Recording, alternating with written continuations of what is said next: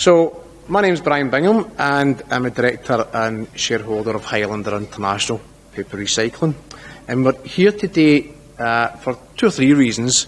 The first one is obviously to talk about the partnership that we have with Duncanrig School and the good work that they've been doing, and also just a little bit of prizes of what we've given off, what we've done throughout the year, and also to talk about the partnership, not just with the school but in business, and people are here today not just from schools but from businesses as well. I'd like to start off with a little bit of history of Highlander, who Highlander is and why we're here and how long we've been here and what do we do. Highlander International was set up, and I have to write my dates because I'm not very good with dates here, was set up in 2002, and that was initially from myself when I left school. The only way I had of making money was to drive around an old van and collect waste paper in East Kilbride. I've lived in East Kilbride all my life and grew up here and went to school in East Kilbride. And unfortunately, I think the school I went to now has been knocked down and it's flattened. But just goes to show what age I am. And my idea when I left school, I wasn't very academically strong. In fact, I had one O-level at the time and one higher, and I think you just had to turn up for that and you got it. I think it was woodwork. So I was very good in my hands, and I decided going forward that the best way for me to make money was actually in my own town. I drove around East Kilbride industrial estates, picked up cardboard, and I brought it, believe it or not, into this depot here. And this depot was run by a company called Hanny Waste Paper. And Hanny Waste Paper was one of the biggest paper merchants in the UK at the time. And I never thought for one day that I'd actually be coming in here and running my own business from this depot. Hanny's was a very entrepreneurial family, run by a family called the Abrams. And the Abrams were third generation. And as I think as they got older, they kind of lost direction, went different ways. And it got to a point where when I was maybe had one van collecting more cardboard in East Kilbride, I expanded into Glasgow and had 2 or 3 vans, 4 vans, 5 vans. Before I knew it, I had a fleet of about 8 or 9 vans going around collecting waste cardboard. As I've said before, and probably some of the teachers have heard this speech already, it was either that or ginger bottles, and the Scouts were doing ginger bottles at the time, so for me it was easier doing waste paper. When I set the company up, I set it up as a sole trader. And after a few years, I got rented a small depot over in College Milton, and we bought a wee baler and started baling waste paper. My love for the environment at first was more a financial thing, and I'm quite happy to admit that. Recycling wasn't a thing way back in, 30 years, 40 years ago. And to be honest with you, it was a way to make money. And people never really seen recycling as an essential part of their day-to-day responsibilities. But things have changed in the last 30 years. And I can say, quite honestly, with my heart, today now, it's about recycling. And it's about educating the kids and helping the kids to understand what our future is going to be like if they don't work with the environment, and how important recycling is to us all. And it's an easy thing to say, and especially right now it becomes a lot easier, because if you put the television on now, you'll see there's many a programme about plastics and what the world's happening to unusable plastics, and they end up in the sea, or one-use plastics. I know that Ingrid's going to talk a little bit more about that later on. And how much we have to change our ways. And I remember talking to one of the directors when I was a very young guy, I must have been at 27 years old, of a very large company. Maybe some of the older people in here might remember it. The company is called What Everyone Wants, and they sold clothes like TK Maxx. And I remember sitting down with them at the time and convincing them that I could go around all their stores and introduce recycling to all their stores and recycle all their cardboard, because at that point it was a way of saving money. It was only because they were saving money they were interested. But that was my first major contract. But one of the things I said to them in that boardroom was, would you, round this boardroom table, would any of you wear a recycled suit? And none of them said, they all said, no, we wouldn't wear a recycled suit, that's ridiculous. But I bet if I was sitting round that table today with these same people and asked the same question, their answers would be different. Why? Because we've got a generation change now. And we're now on probably third generation from where I started to where I am at the moment. And we've got to pass that message down and start educating the kids of, if we don't change our ways and how we look at what we're producing, what we're taking from the planet and what we put back in. And if we don't put back in what we're taking out, we ain't going to have a planet left. So Today is about partnership. I've had 3 major partnerships in my life. The first one, and I need to just check my notes on this one. My first one, believe it or not, was in... I'm going to guess this year. It was about 30 years ago. And it was with, believe it or not, my wife. She was my first partner. Where is she? Margaret? Oh, you're there? I didn't recognise you. I didn't recognise you with grey hair. My wife was my first partner. You look great. And my wife's been very solid with me right all the way through my working career, and she's put up a lot of hours that I've had to put in to get to where we are today. And I couldn't be here without her, so I appreciate that. And to be fair, I think this is your first event that you've actually, first event we've had that you've been here. The other one we had was in Ireland, which is a lot bigger, Stephen. We had the Environment Minister, and you were in New York at the time. So thanks for coming along, much appreciated. The second partnership I had was with a young man called Stephen Duffy. And Stephen, if you stand up and let everybody know your face. Yeah. Stephen worked for an organisation called Smurfit Recycling at the time, and they were one of the largest, and you've probably heard them, they're still around today, Smurfit Kappa, they're one of the largest recycling box makers in the world. And it was very young at the time and very naive. But I convinced him through the years that if he left Smurfit and came work with me as a partner, he had a better future. It took about 3 years to convince him, but I think the day came when he had a bad day, decided, do you know what, I'm going to roll the dice and take my chance. So that was my second partnership. My third partnership is a bit kind of related to Duncanrig School. Both my kids went to Duncanrig School, and Lewis, my son, you left about how many years ago? 10 years ago. Well, you'd never think it. And I remember Lewis going in for his interview with his careers advisor, and I was to go along to Duncanrig School and meet the careers advisor and sit down with the careers advisor and say to Lewis, what are you going to do when you leave school? And he just turned around and looked at me and he says, I want to do what my dad does. And the career advisor turned around and looked at me and says, what do you do? And I found it really difficult to actually answer his question. How do you explain you drive around in an old van, jump out skips and collect the waste paper? There's just no title for that. There just isn't. So I says, well, just point me in the direction of any environmental related subjects would be great, you know. This is right, okay, fine. So that's the way it kind of worked out, and Lewis left and came and joined me and Stephen and Margaret, and kind of learnt on from there, and it's been a bit of an education, but I'm sure you'll admit that you've gone the right direction, with a little bit of a struggle. I have a connection also, I should say a partnership with my daughter 2 years behind, who then left Duncanrig School. And my daughter just turned up and said, that's my last day at school, what do I do now, Dad? I says, what do you mean what you do now? I says, you need to tell me what you do. Well, I want to just come and work with you. So, to be fair, she was committed 100%, we just had to find her a job that she liked. I think she went through every job in this company so far. I don't know if she likes the one she's in or not, I'm not sure. But our true partnership is with the community, to be fair. And when we started this depot 5 years ago, our aim was to employ local people and work with the community as much as we could to improve and help and bring it forward what was a beautiful recycling depot back to a beautiful recycling depot again. And a lot of the people in here at the back, our guys, they live locally and they have never worked with recycling before, and we've brought them along and we've taught them about what is it to recycle and how do we recycle. And we do a lot of in-house training, and we do a lot of certification to make sure they're going on the right path to improve themselves. And to be fair, a lot of them have been very, very successful. We've got very, very low turnover of staff, and we've been quite successful at that. Our partnership's moved on now to working with Duncanrig School, and now we're starting to see young children coming through, or young kids coming through for work experience via Ingrid's help, and or Mrs. Boyd to you guys.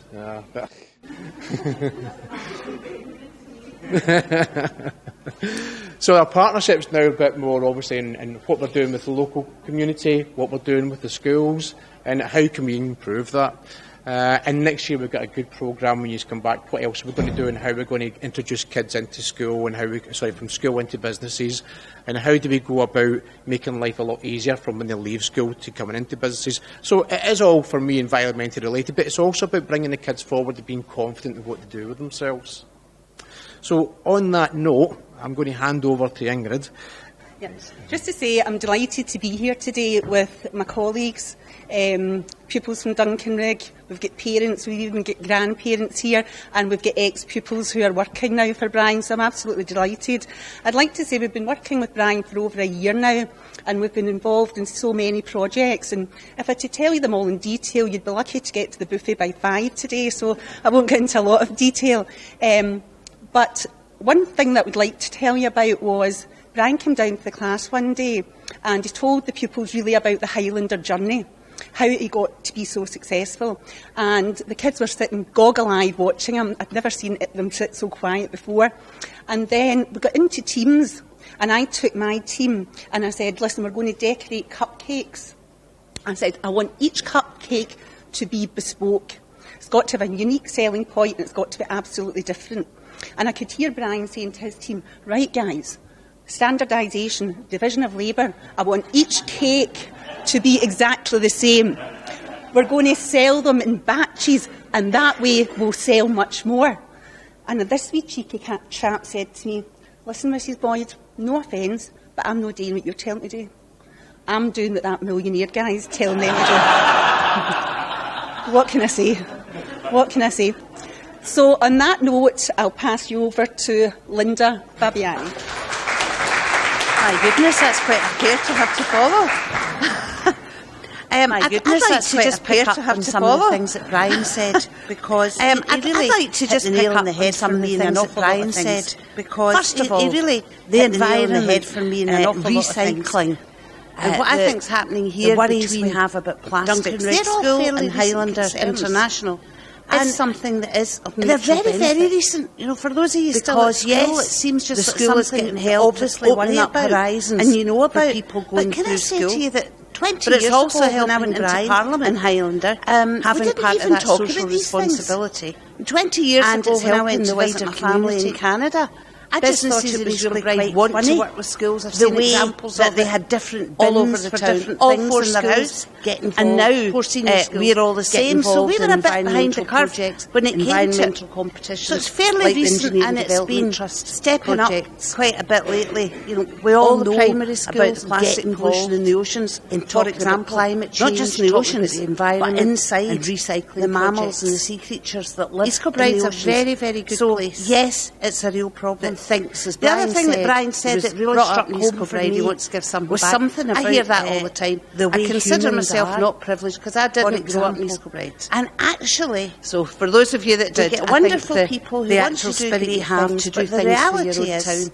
absolutely wonderful. Humans tend to look at things as to how they affect them directly, sustainable, and we can give a message out to the rest of Scotland, which can be the same and show the rest of the world. So mutual benefit is a very, very important thing. I think that's the message. We can do it, and we can all do it together. And what I think is happening here between Duncanrig School and Highlander International is something that is of mutual benefit. Listen, thanks, Brian, for leaving because yes, the school is getting helped. It's opening up horizons for people going through school, but it's also helping Brian and Highlander having part of that social responsibility, and it's helping the wider community. And that's what's really important too. It's not just about East Kilbride, it's about Scotland, it's about the islands that we live on, and then it's about the rest of the world. Because this is something that affects the whole world. I do quite a lot of work, for example, with the Tibetan communities in Scotland, and with the Tibetan government in exile, which is a whole different story. However, there's real issues just now about the Tibetan Plateau.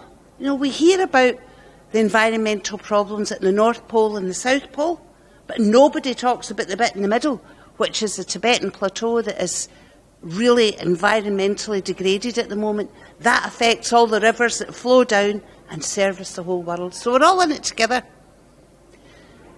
Humans are very, very good at mucking things up and wrecking things. We've become the top species in doing that. But the other thing we've got that's very, very special is imagination and brains that can think out of the box to make a difference. We can make a difference. And I think this is the big thing for us to be doing. It's about looking after the planet. So we do it nationally. We have to look at it nationally.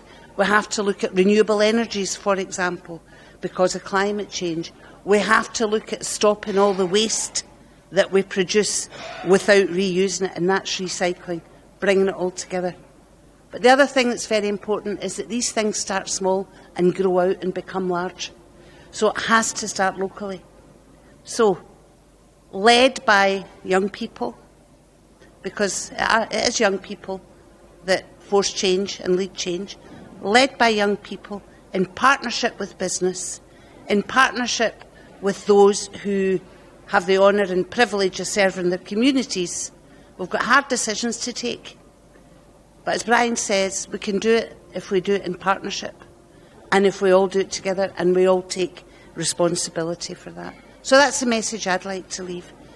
Businesses in East Kilbride want to work with schools. I've seen examples of it all over the town. All 4 schools get involved, 4 senior schools get involved in environmental projects, environmental competitions like the Engineering Development Trust projects.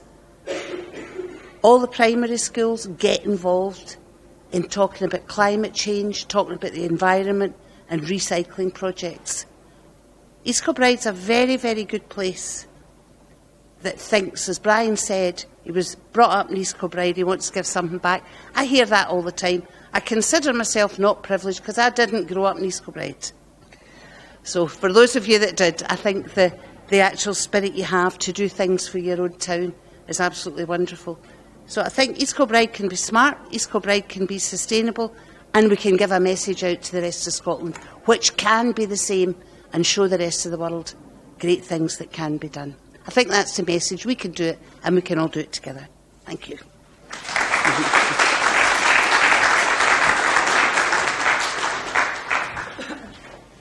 Listen, thanks, Brian, for leaving this gin and tonic behind. One of the projects that Brian got involved in was recycling plastic bottles. We realised in Duncanrig that we went through many plastic bottles. They sell plastic bottles of water in vending machines and there's queues long to get a bottle of water. So we came up with a project and we asked the pupils to design a bin where we could recycle the plastic bottles, and 300 pupils got involved in this project, and out of the 300 we whittled it down to about 50, and then we whittled it down to 10, and Brian had a very strict criteria and he judged the designs looking at the environment and the vision of Highlander, and I'm very pleased to say that it was Caroline Johnson's pupil who's sitting just right over there, Ayla Beth, who won first prize, and Brian got the bin manufactured. So unfortunately Ayla Beth came today but she had to go home because she's not very well, so I'd like to invite Brian up to present the certificate to Emily Thompson, who'll take it home to her.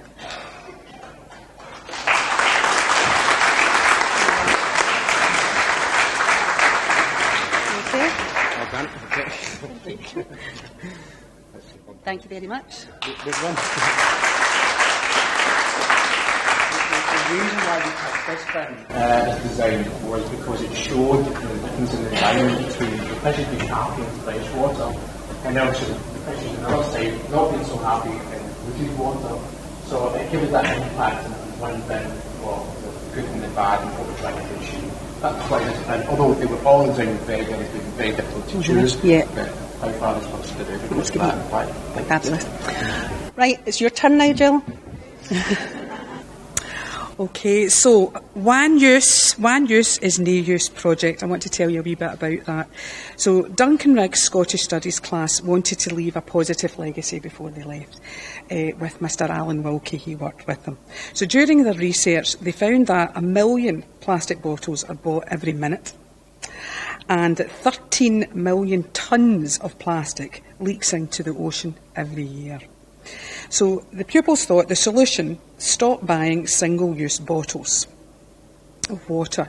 Use the water refill stations in the school So this means that only in Duncanrig, 320,000 fewer plastic bottles will be used in Duncanrig each year if we follow through with this. It's quite significant. So this year, 350 Primary 7 pupils joining us in August as our new S1s visited Duncanrig in May for their transition days. So 240 of them visited the art department, and we designed labels for our new refill bottles. The bottles have been kindly donated to us by Brian at Highlander Recycle International, and they can be filled 3 times, so hence the 3 refills. I'll put it upside down. 3 refills there, so a wee kind of play in words. 3 times a day with free chilled water fountains provided in our street area. So 40, rather than just picking 4 children, there's 4 different labels, 4 different houses in the school, and rather than just picking 4 children, we decided to kind of pull it all together, so there's 10 pupils work on each label, on each sticker. So the 40 children's designs have been pulled together on these labels. So a big freshwater thanks to our Scottish Studies class, our head teacher and South Lanarkshire Council, Spey Matthew Hall, and of course Highlander Recycle International. Now our pupils can make a positive difference. So thank you, Mr. Thank you so much.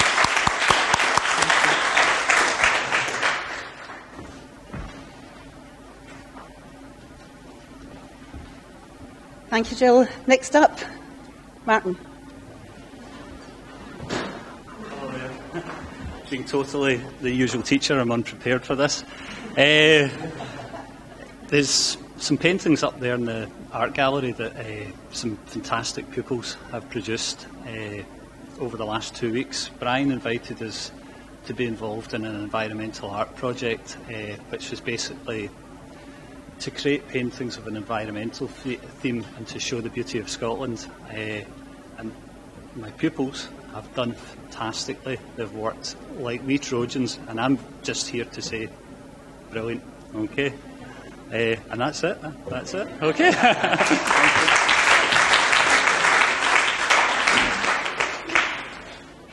I spoke earlier on about partnerships, and there's a couple of people I'd like to thank myself before I sit back down again. The first one is South Lanarkshire Council itself, and John, appreciate you coming along today. South Lanarkshire Council has been a big supporter to Highlander since we started here, and they've given us grant aid and help us buying machines, to get the machines in here, and helped us in support of finding the right staff and employing the right staff as well. We've also had a lot of help at the very beginning of the company through Business Gateway. And Ronnie, thanks very much for your assistance at the time. And also the help through Scottish Enterprise, and the support we've had through Scottish Enterprise and Business Gateway from very early days right up to today's date. So without that support we've been given, and advice, it's not just financial, it's advice as well, has been great to get us to where we are. And we're at 1,000 tonnes nearly a week we recycle here, Stephen. So that's an enormous amount of paper we divert from landfill, and it's an enormous amount of tissue paper we make at the end of the day. So that's something that's obviously worthwhile keeping in mind, 1,000 tonnes a week. So one of the big things obviously today was about the art students and how we can relate the environment to art. And I've got to say I was well impressed by all the pictures that the girls and gents came round and put in front of us for the competition. One of my favourite, if not the favourite, artists in Scotland is sitting in this room right now. Can you believe it? Gerard Burns is sitting in this room right now. And if anybody had taken the time, thanks, Gerard. And he's not being paid. He's doing it off his own free time. And if you take the time to look at the paintings in the reception and one here, for me, it's about the environment and Scotland, and being able to show together how we, as a country, stand as our own nation, and true to itself, will have our own impact to what we can do to save our country in regards to the recycling environment part of it. So you see that, I think, when I look at Gerard Burns' paintings in reception, I think they look absolutely amazing, and that for me was the core to where I put through to the students, this is what we're trying to achieve. So out of all the the entries we had. We put them all up on the wall. Don't give you the chance to go up and see them all. They were absolutely fantastic. And I think Gerard had a very difficult choice to actually pick any winners because they were all fantastic. But I'm going to introduce Gerard to come up to the stage just now, Gerard, if you can. And then we'll go through. Oh, sorry, my apologies, Gerard. Sit back down. My apologies. Sit back down. We've not got to that point yet. Sorry, I jumped the gun there, Lisa. My apologies. When I was about 25 years old, me and my wife bought a flat, and it was in East Kilbride, up in Westwood. And it was a lady underneath me, very nice old lady, fantastic. May her name was. And she was always very supportive when her kids were growing up and being there to help us whoever needed us.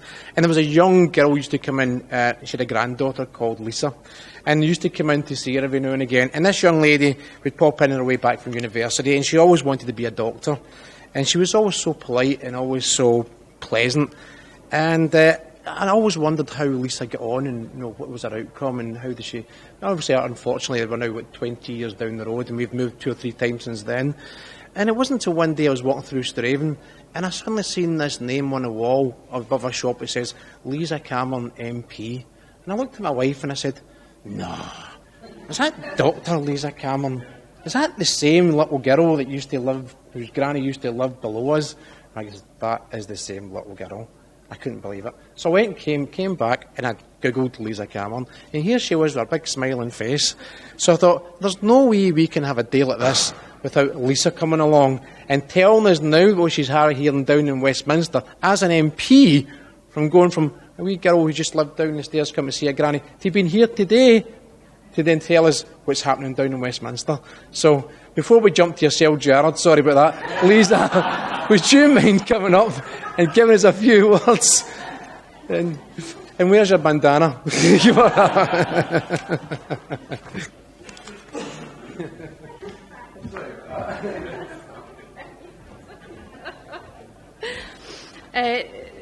Thank you, and I'm sorry you have to wait before you hear Gerard, who is the star of the show today, alongside the children and Brian. It's just an absolute pleasure and privilege to be here for all the reasons that have already been discussed. What you're doing is your bit for the planet, it's your bit for East Kilbride, it's instilling values in future generations who are going to take those goals forward and make sure that our planet survives and make sure that the world survives, because we are in a climate catastrophe just now. Only this week at Westminster we had protesters, which we have all the time, I have to say, but we had important protesters down to speak about the climate, to speak about why the time is now, and I was out supporting them at Westminster, because when you travel, and I always encourage people to travel, because I have to say, apart from being in Westwood, I didn't travel very much before I was an MP, because I was too busy, as Brian said, being a doctor. But the thing is, when you travel, and I was so fortunate when I was elected to be part of the International Development Select Committee, and DFID, the Department for International Development, is in East Kilbride. And I encourage schools and everybody to go and visit and find out what fantastic work is being done internationally from East Kilbride by researchers, by people who work there. And I want that connection and that partnership that Brian spoke about to be for East Kilbride internationally across the world. But when I was travelling to Africa, in particular with the International Development Committee, to find out what was happening in terms of our aid money to help people who are less fortunate, living in poverty, living in situations I had never imagined, to be quite honest. And we must all do as much as we can to support that work. One of the things I noticed was the plastics everywhere, plastic bottles lying everywhere. Wherever we visited in Africa, and I kept saying, what's happening, why is this? And to my horror, I found out that a lot of the plastics we use are just sent to other countries less fortunate, and dumped in those countries. And that can't continue. Africa is an amazing, beautiful part of the world, but they don't have the finance we have. They receive money to take basically other people's rubbish from across the world. Other islands in the world, in the Pacific, they take people's rubbish and it's washing up in beautiful islands. It's killing the natural beauty of the planet and our environment. And when you see this firsthand, as Linda had said, man is doing this. We are doing this. It can't go on. We must play our part, and that's why I'm so proud of the partnership that Brian has, that Margaret has, because I tell you, Brian would not be where he is without Margaret, and I can testify to that. And my granny always felt sorry for you, Margaret.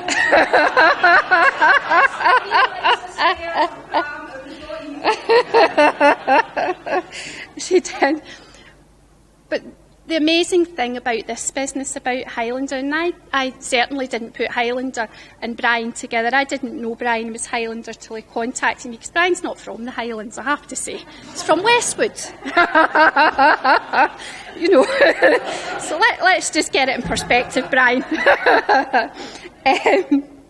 But when I found that out, I thought, isn't that amazing that he is doing all this work with Margaret, with the family, and they're a real family business and they're reaching out to help other people.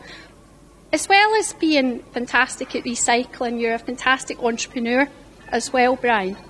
And that's something else that I'm so keen that children learn about, particularly in school, and that we do all we can to make sure that people can achieve their potential, and that when you have an idea at school, you know you can achieve it and you get all the support possible, because sometimes it's more in our minds. We think we can't do it.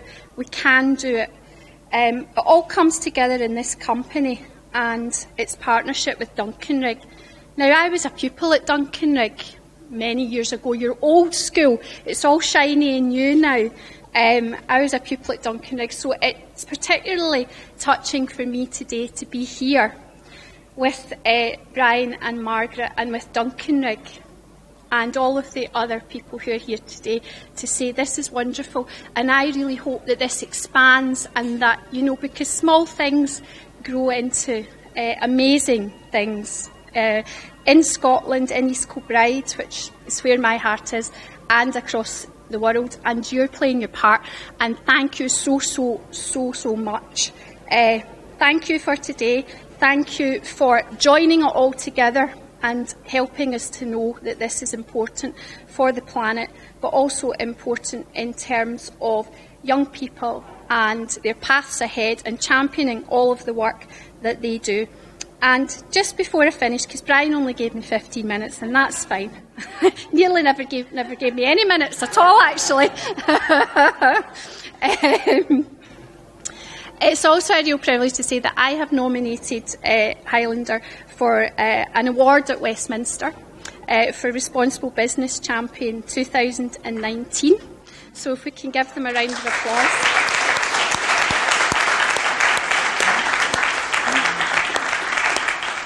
And I hope you're getting to come down, Margaret.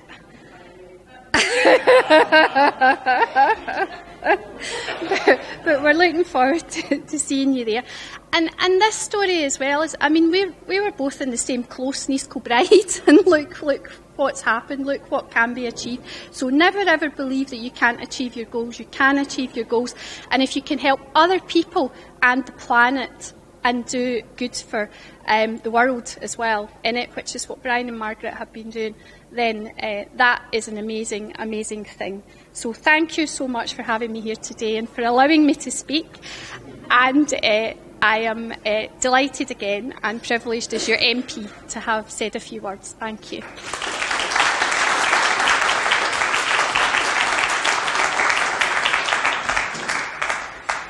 I'm going to blame my dyslexia on that little bit of mix-up there. So, yeah, my glasses as well would help.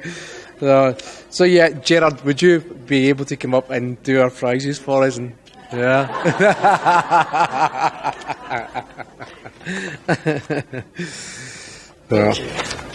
I left that there for you just in case you weren't quite sure. Okay, great. Right. So just a few words. Firstly, thanks to Brian for asking me to come to do this, but promise me you'll never ask me to do it again, because that was a tough shift trying to make a decision for those paintings. The work was absolutely superb. I first got to know the millionaire Brian Bingham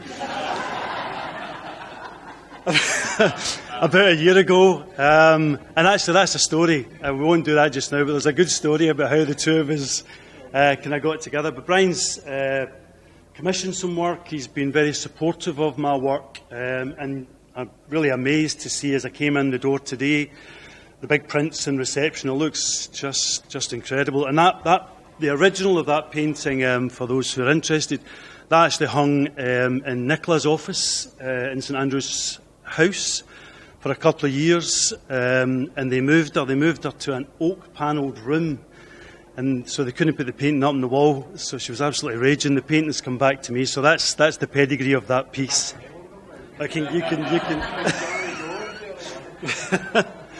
So, my own work, there are lots of symbols in my work, and obviously the saltire itself has become quite a significant symbol in my work.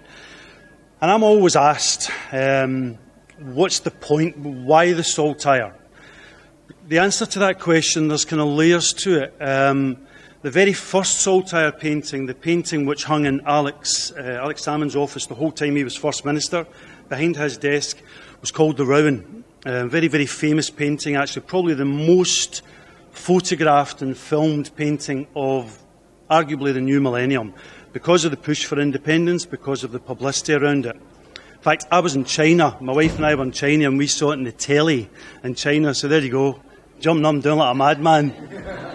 That's my painting. When I made that painting, I was probably best described as being apolitical. I didn't really have a great interest in politics. I made the painting because I'm Scottish. Everywhere I went in the world, when I saw the saltire, it jumped out at me. And as an artist, I suppose you're looking for things that pop up again and again. That's what we do, I suppose, as artists. Every element in my work, there's been an occasion where I've seen something or something has happened, and I've thought, I'm going to try and do something with that. And to be honest, when I made the Rowan, in which the saltire fills almost the whole canvas, I was kind of thinking, why hasn't anybody done this? There was a circuitous route for that painting. It hung in a place called St Jude's in Glasgow. It was on an episode of Taggart. And there's fame for you. It was bought by a guy whose business went into liquidation, and I bought it back, and then by a bizarre sequence of events, it ended up down at Ayr racecourses. Alec was filmed for Channel 4 sitting in front of it. And he'd been told the story. The painting should have gone to Parliament, but was knocked back. Can you believe it? Because it was deemed to be too nationalistic. You can't have a saltire in the Scottish Parliament, obviously. So when Alec got a hold of this story, of course it was manna for him. So he told the story on Channel 4 and said, this painting's going to come to the Parliament. But when the painting went in, I had to go and say to him initially, listen, I don't vote for you. And he was brilliant. I said, let's see if we can do something about that, Gerard. As long as you're happy for us to have the painting. My own journey politically in the build-up to the referendum, I changed my mind on that, and I had to go and say to him equally, look, good news. And he was like, well, that's great. I'm glad that's happened. So that symbol has been in my work for many, many, many years, and all of the various symbols in my work, as I say, they've originated somewhere and they've kind of percolated out through the work. So for the kids, paint is language. Plain and simple.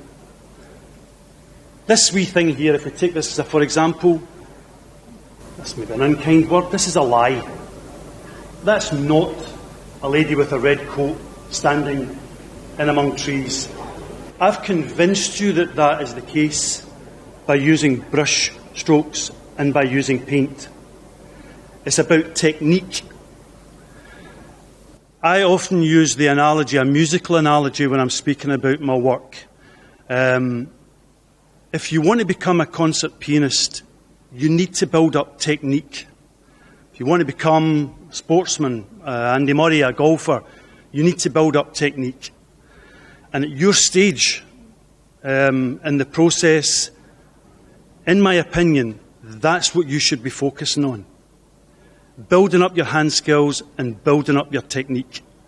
And once you've got to a point, I arrived many, many years ago at a point where I could make paint do anything. Anything. So when you get to that point, you've got the ability, you've got the technique. Like a concert pianist, they can make a piano do anything.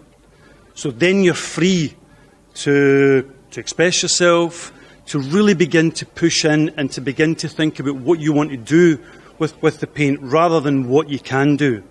So if there's one message for the kids, it's that. It's about technique.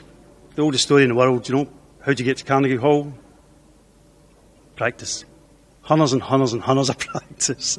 Which is not too tough a shift when you think about art, because it's a wonderful thing to be engaged with. Okay, the prize winners. I know. So I have judged these paintings basically on that basis. First of all, in terms of, it's quite difficult to judge them on the basis of the fulfilment of the brief. The brief, I know, was that there should be an environmental element, that there should be an element in terms of the Scotland itself. But I have really focused in on the technique, on the hand skills that have been used, and that's the basis upon which I've gone for first, second and third. But I promise you it was a nightmare. I mean, there could have been a different first, second and third. Anyway, okay, so how do we do this, Brian? Are you going to bring so we'll do third place first is Amy Cook.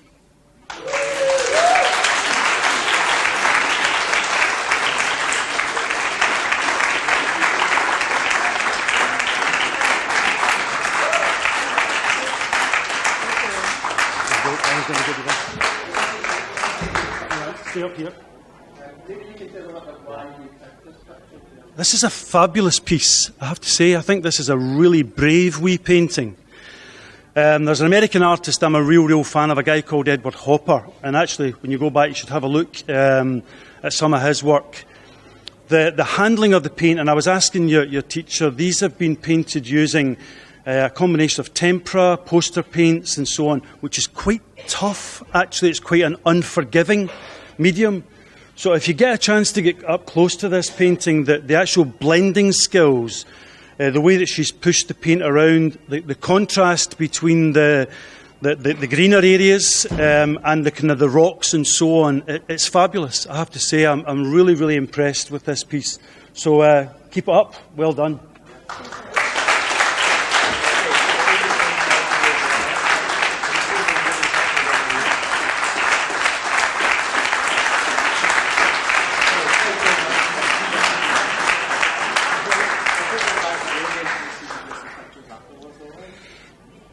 Okay, second place. I know.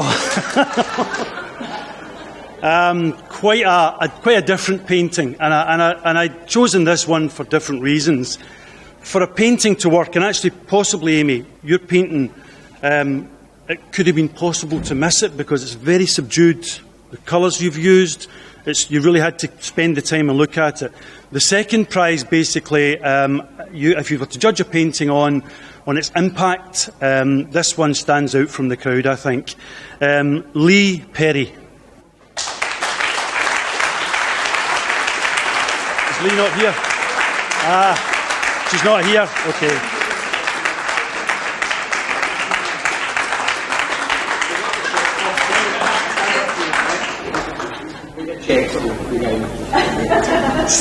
The 1945 Bill Bank.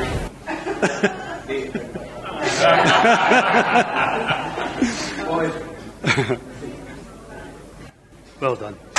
Well done. Okay, so big drum roll, the first prize. So actually this although I said this one actually, to my mind, does really stand just a wee bit above the rest. First prize was quite an easy decision. I think this is an absolutely superb piece.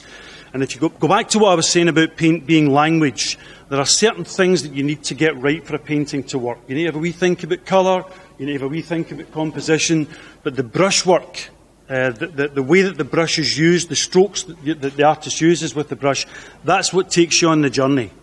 And in this one, the brushwork is absolutely superb. And again, I would encourage you to get a chance to go and have a close look. So first prize is Jenna McGurn.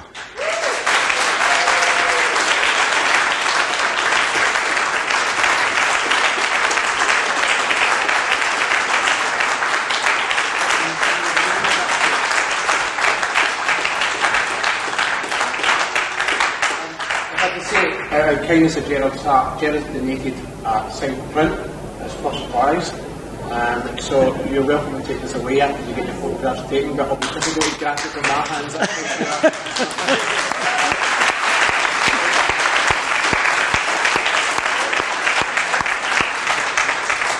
So Jenna, I just hope you've got big walls in your house. So, and listen again, to those who didn't win a prize today, can I just stress again that this was a really, really tough gig. The paintings are absolutely superb, and I'd like to get the chance, before we go, maybe to speak to each of you about your paintings. Each of them are superb in their own way, and there's just some wee bits and pieces maybe I could point out to maybe help you to take it forward a bit. Okay? Okay. Here, will I go? Have a wee seat if you want. Yeah. Oh, no, sorry. Next one. Okay. Yeah, hang out beside me, right? Now that I'm on the stage, you can't get me off. Can I just say that the paintings for the pupils that didn't come first, second or third prize, I agree with Gerard. I think they're absolutely fantastic. And I would like, if you all agree, that Highlander would like to buy them from you at a price of £45 each. So,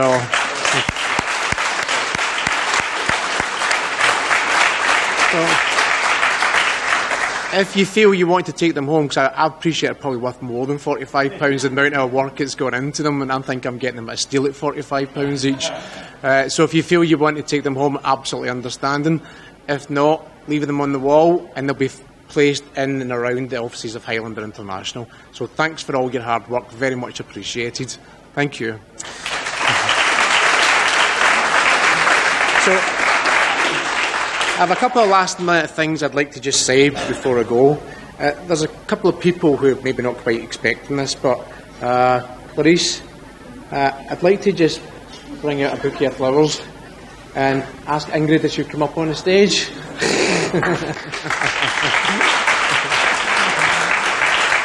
For all the hard work that Ingrid's done.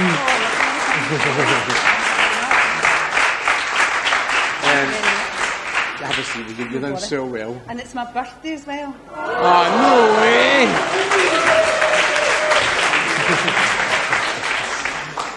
And another one before I go. Can you bring another bouquet of flowers out? My wife, Margaret, would you like to stand up? Give me that. No problem. One last thing, Gerard, can you come up on the stage today? I have a surprise, but this only happened today. Gerard came to me this morning and said, Brian, I think what you're doing is absolutely amazing, and I'd like to donate an original painting. And I thought, wow, you are having a laugh. If you know the price of Gerard Bond's paintings, believe me, I thought, well, I'll just keep that for myself. But 45 quid.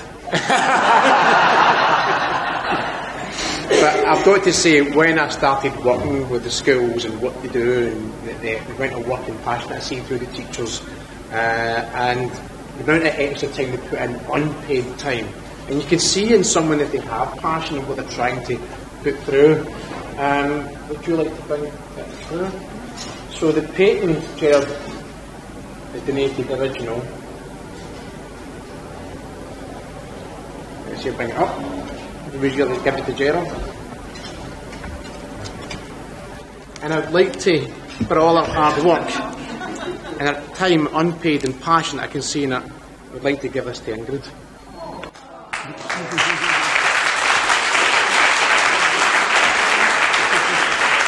Happy birthday to you.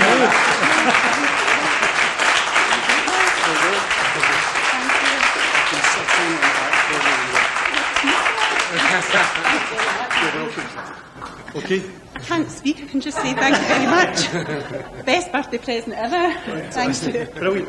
Thanks. Okay. Thanks.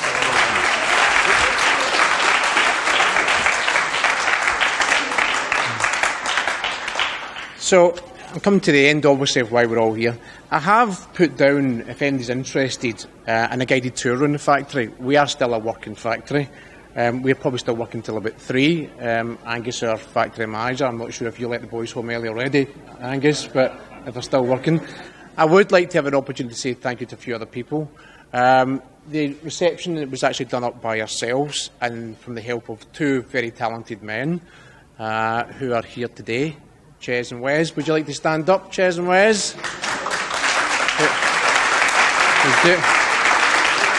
Who done the craftsmanship, obviously, of the work.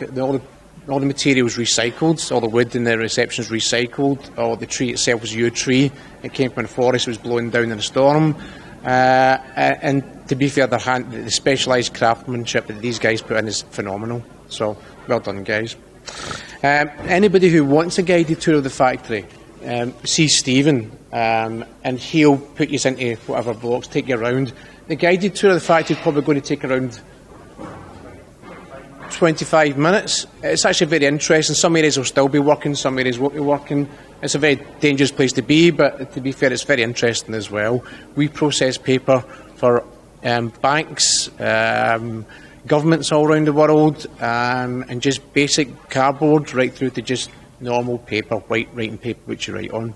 It's very, very interesting. If you want to take the opportunity, see Stephen. And on that note, I think we covered everything. We would like to invite you all up the stairs for a buffet, and thank you very much also to the band and the music department of obviously Duncanrig School who have brought the band here, and they're going to play some music for us. So I can give a quick round of applause for the band. So appreciate that. Very good. And some individual singers afterwards as well. Thank you very much everybody for coming, and please go upstairs and help yourself.